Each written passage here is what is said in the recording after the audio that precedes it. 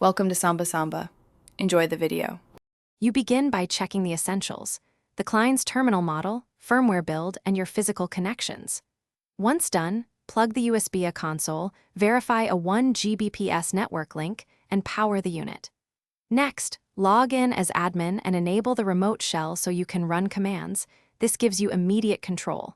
Make sure to record the admin session ID and current settings. These are your rollback points if anything deviates.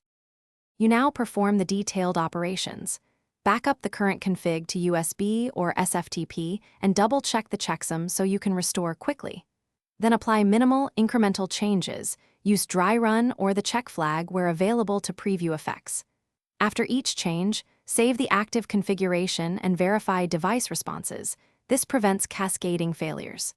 Keep a command log, and when a step affects networking, test connectivity immediately so you can halt and revert if needed.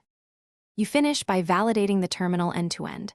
Run sensor checks, confirm port states, validate authentication flows, and ensure logging forwards correctly. If stability is uncertain, perform a controlled reboot.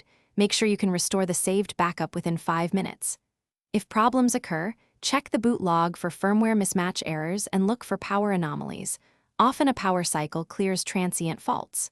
Finally, if recovery fails, reapply the known good config and escalate with logs attached. Thanks for watching. Consider subscribing if we helped you.